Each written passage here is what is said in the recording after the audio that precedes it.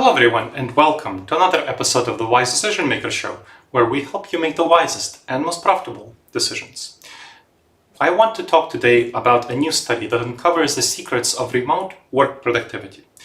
Let's talk a little bit about the study, and then we'll talk about the broader context in which the study functions, what it shows us, what it doesn't show us, what we know about remote work productivity. So this is a surprising study for some people. The Becky-Friedman Institute found that remote workers saved 2 hours per week in 2021-2022 because they didn't have to commute mainly. And 40% of the time saved was allocated to work activities. So that's 45 more minutes of work per week. This study confirms lots of previous data showing that workers are more productive when they're working remotely. So let's talk a little bit about that data. There was a Stanford University study that found that remote workers were 5% more productive than in-office workers in the summer of 2020. When we just made the transition, we're figuring out, okay, the lockdowns, how do you do your work remotely? The productivity difference increased to 9% by the spring of 2022. So it increased. People didn't become less productive, they became more productive by the spring of 2022 because of organizations became more familiar with remote work practices, how to collaborate more effectively remotely, managers learned how to lead teams remotely, how to coordinate projects, and they invested into technology to support it. Both organizations invested and workers invested into their work from home offices and ability to work from home effectively. Now, overall, we have extensive data that remote work leads to higher productivity. Employee monitoring software is one example. It found that remote workers are more efficient than in-office workers by at least 5%. And a National Bureau of Economic Research study on productivity found that tech, finance, and other remote work-capable industries, they increased by their productivity 1.1% per year on average from 2010 to 2019. But during the pandemic years of 2020 and 2021, they increased their productivity by 3.3%. And these are, again, remote-capable industries. What about jobs requiring in-person contact, like restaurants and so on? Well, they increased their productivity by 0.6% per year from 2010 to 2019, but they decreased their productivity by 2.6% per year in 2020 and 2021, the pandemic years. Remote work and wages. Let's talk a little bit about what the research shows there. We know that workers are ready to accept lower wages for more remote work if they have the flexibility of working from home. So another National Bureau of Economic Research study found that remote work, so it's a different study, it decreased their wage growth by 2% during the first 2 years of the pandemic because people didn't switch jobs, didn't demand as high raises if they could work remotely.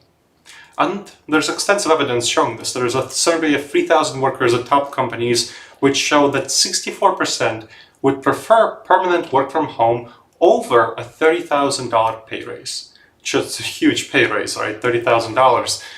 Just about 2/3 would prefer permanent work from home to the $30,000 pay raise.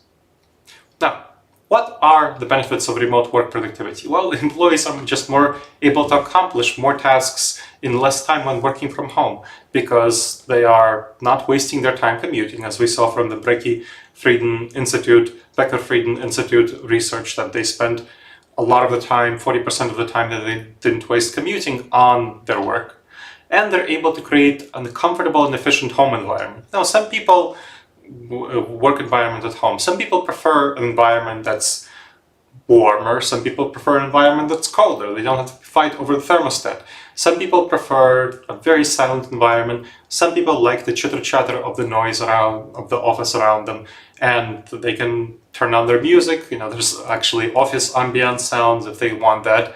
They can have the kind of music they like. They can go out and go get whatever kind of snacks they like from the fridge as an aspect of comfort, and they're able to be much less distracted.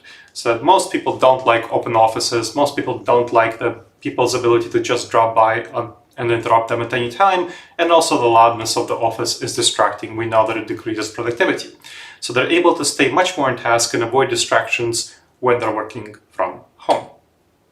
And remote work also helps save on cost of living expenses. Companies that offer remote work opportunities, they clearly save on worker cost of living expenses because they can hire workers in lower cost of living areas in the US and abroad. You don't have to hire, if you're based in San Francisco, you can hire someone in the middle of Montana and they will be willing to work for a lower wage. Or you can hire someone in Chile and they'll be willing to work for a lower wage while still having not too far difference of a time zone. So it's a more productive use of financial and human resources. We also know that remote work improves work-life balance. It helps prevent burnout, which increases productivity and retention. So this gets you happier and more fulfilled employees, which of course improves productivity and performance. And there's fewer distractions and interruptions, which improves time and energy management. And ensuring remote work productivity does take some effort, because in order to fully realize the benefits of remote work, businesses need to invest into their employees. They need to provide their employees with necessary technology like laptops, internet connectivity, collaboration tools like Trello or Asana or Microsoft Teams, project management tools, and training and support. They need to train and people for and support remote collaboration, communication, innovation, leadership, and teamwork. All right, everyone. I hope you've benefited from this episode of the Wise Decision Maker Show on remote work productivity. Please make sure to subscribe to the show wherever you check this out and leave a review. It really helps others discover the show and it helps us improve the show. All right, everyone. I look forward to seeing you in the next episode of the Wise Decision Maker Show. In the meantime, the wisest and most profitable decisions to you, my friends.